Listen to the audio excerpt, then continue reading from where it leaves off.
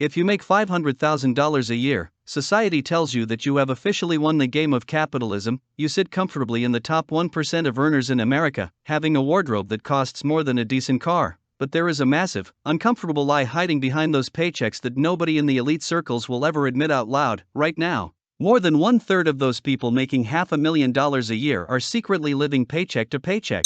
Welcome to the ultimate wealth trap, where they are quite literally one missed corporate bonus away from total financial ruin. Taking a huge salary to New York City is like wearing a tailored suit into a club and screaming, "Drinks are on me." You look absolutely incredible for about 5 minutes while everyone in the room worships you like an absolute king, but then you wake up shivering on a dirty sidewalk with an empty wallet and a financial hangover that makes you question existence. When these high earners suddenly go broke, the crowd always points fingers at the obvious villains to find an easy excuse. They blame the federal government, record high inflation, and the ridiculous apartment rent prices in Manhattan, but they are looking in the wrong place, because the real reason these people are broke lies hidden deep inside the human brain.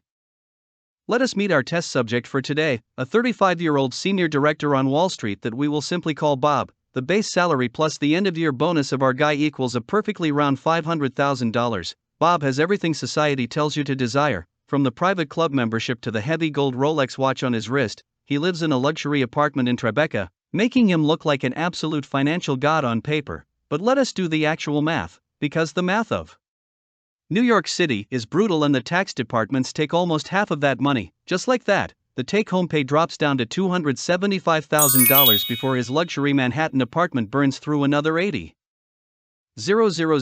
Add in the private nanny, private school tuition, networking dinners, and the mandatory summer vacation home rental in the Hamptons. By December, the bank account balance of our Wall Street director looks exactly like that of a college freshman, a giant depressing zero. Bob does not burn through this cash because he lacks intelligence, he burns through it because of a massive psychological trap. He tells himself, "I work hard, so I deserve the $12 coffee and the European vehicle," making it an expensive painkiller. Which brings me to a quick riddle for you to solve. What is something that gets significantly heavier the more empty it becomes? Is it an empty ego, a completely maxed out credit card, or simply a fake lifestyle built entirely on massive amounts of debt? I will let you debate the true answer in the comments, but that invisible weight is exactly what crushes our modern high earners.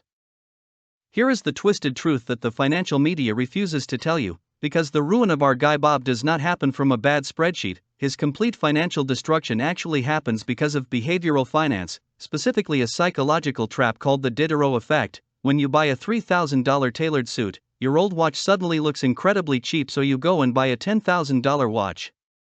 But now your current vehicle looks like absolute garbage next to your new wristwear, so you immediately lease a European sports car. Your income goes up by 1 step, but your spending automatically goes up by 2 steps just to perfectly synchronize your brand new luxury identity. If you think peer pressure is for insecure teenagers, you have clearly never stepped foot inside the elite professional circles of New York City.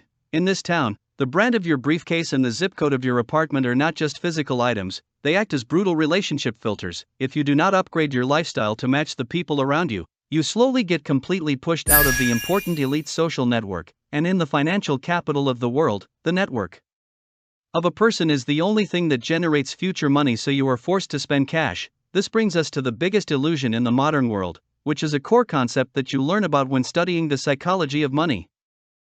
People misunderstand the difference between being rich and being wealthy, because being rich simply means you have a very high current income, you can buy the expensive dinners and drive the fast cars. But wealth is entirely different, because true wealth is the money that you do not spend. Wealth is the investment portfolio, the hidden assets, and the ultimate power to wake up in the morning and look your boss in the eye and say no. Bob is not wealthy, he has zero actual wealth because the elite system of New York has successfully brainwashed. So here is the brutal conclusion that absolutely nobody in the elite circles actually wants to hear. If you earn $500,000 and spend all of it, you are no different from a guy making minimum wage. The mathematical result is exactly the same. You are just going bankrupt while wearing a costly European suit. The financial machine of New York City genuinely does not care about how much money you can generate. It only cares about how much money it can rapidly extract from your pockets before you completely burn out. You might be living inside a beautifully decorated high-rise cage, but it is still a prison at the end of the day. The ultimate game of capitalism is never measured by the overall size of your weekly corporate paycheck.